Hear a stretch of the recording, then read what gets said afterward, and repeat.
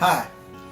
As we approach, as of today, it's July the 3rd, 2013, the Independence Day, the Day of Independence, July the 4th, 2013, I thought it apropos to talk about a couple of things that are very important to me, and that's liberty and rights of individuals.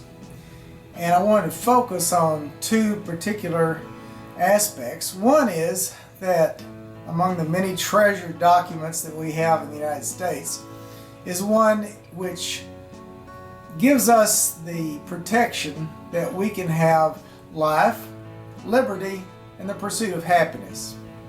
Life, well, that's kind of a broad topic, something I guess we all try to pursue every day. Pursuit of happiness, that's kind of broad. I mean, people pursue happiness in all kinds of ways, some legal and some illegal.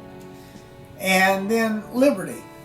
Now, liberty is a very important one of that triad, one that I think is extremely important every day, but especially on the 4th of July, since that's what it's all about. That's what the holiday is about.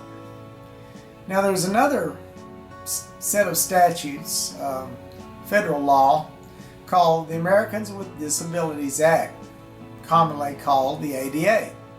Now, this public policy, the ADA, was meant to level the playing field such that folks like people in wheelchairs or with other disabilities would have a way of asserting their rights to have certain accommodations made so that they could live along with the rest of us and pursue employment and be able to navigate through life, going upstairs, etc. And that particular set of laws or statutes, however you want to say it, says that there must be reasonable accommodation for those who have disabilities. Now, currently, as I understand, in Austin, all new homes have to be handicap accessible, which includes the height of the light switches, ramps, all kinds of the size of the bathrooms, etc. So if you were to think about that, I mean, Austin, the state of Texas, the federal government, has obviously placed a great bit of emphasis, of great importance on folks with disabilities having access to things. Some might say that the need for large bathrooms, ramps, is a way of ensuring that those with disabilities have the right of access, and furthermore we might say that that's intended to give them freedom of going places. In other words, if you didn't have ramps, it would make it harder if you're in a wheelchair to get to point A or B, or to get into a store or whatever, or get out of the store, depending on whether you like the store or not, I guess. So that's kind of one of the central tenets, if we will, of the ADA, is the right of folks with disabilities to have freedom to maneuver about the world, to have freedom of movement, to not be limited in their ability to get around just because they're disabled. So I want you to kind of let that percolate in your brain just a minute, that we're trying to protect the right of disabled persons to have freedom to go and come. Okay? And then, of course, like we were saying with those hallowed documents from the late 1770s, that we have the right of life, liberty, and the pursuit of happiness. And to some extent, I think that the last two, liberty and the pursuit of happiness, have some association.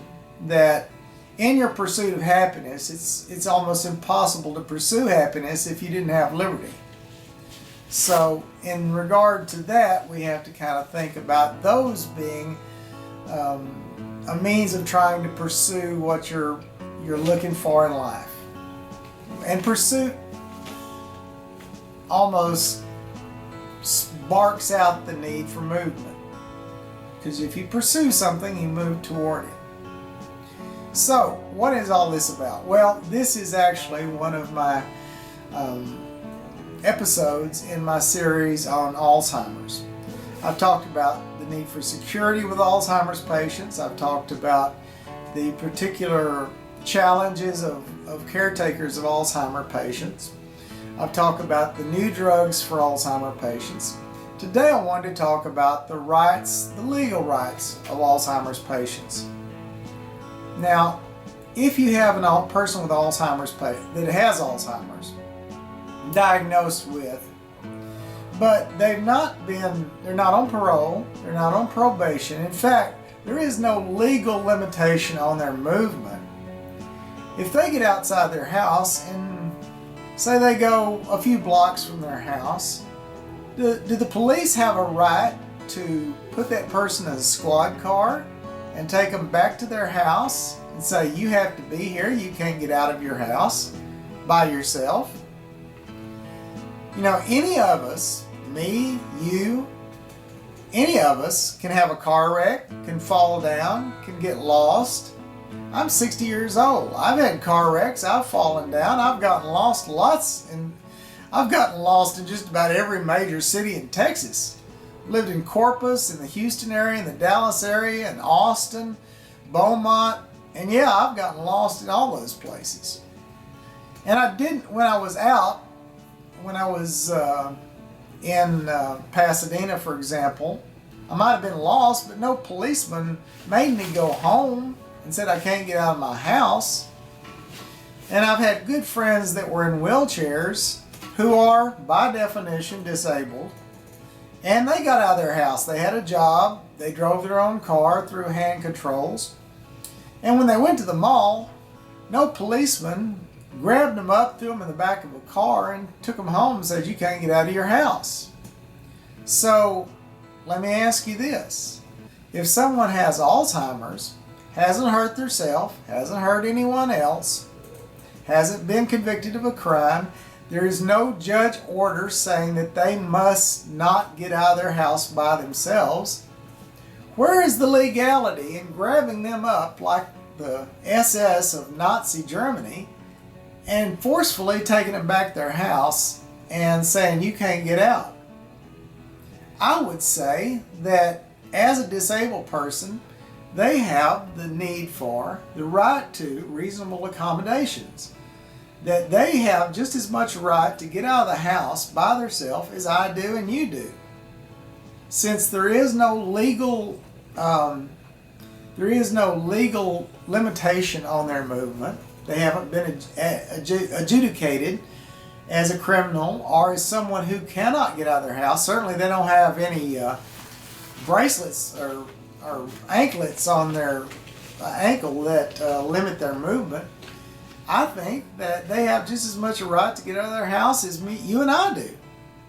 Now some might say, well, they've got Alzheimer's. Now already we're getting into kind of the thing that they used to say about people of color or people that were Native American or anything else, that you're not as good a citizen as I am, so we have to put limitations on you.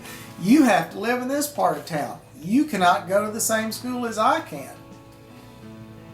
It's possible that folks with Alzheimer's are being made into de facto second-class citizens, and that as we break down the barriers of same-sex marriage or prejudiced about blacks or Mexicans, Hispanics, or any of that, prejudice against gay folks, that the last group that we can be prejudiced against and that we can treat with callous indifference of their rights are people with Alzheimer's syndrome, whether they have mild, medium, or advanced Alzheimer's, until such time as they're adjudicated to be a danger to themselves or a danger to others, or that there's a damn good reason that they cannot get out of their house by themselves, and there's a judge that signs off on this order.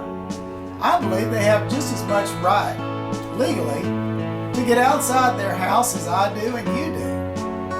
And I think it bespeaks pretty poorly of a society that we pick on the poor, the elderly, the infirm, the disabled, to say, here are your legal limitations, even though, well, there's not really a written legal, but we're strong and we have guns and we have badges and we have uniforms and we have money, so we can tell you to stay the hell in your house and not get out because you have some sort of disability, be it Alzheimer's, alcoholism, bipolar personality, or something else.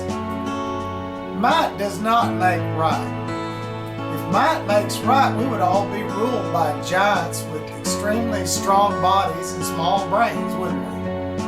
Well, that could be argued, but at this point, given our society,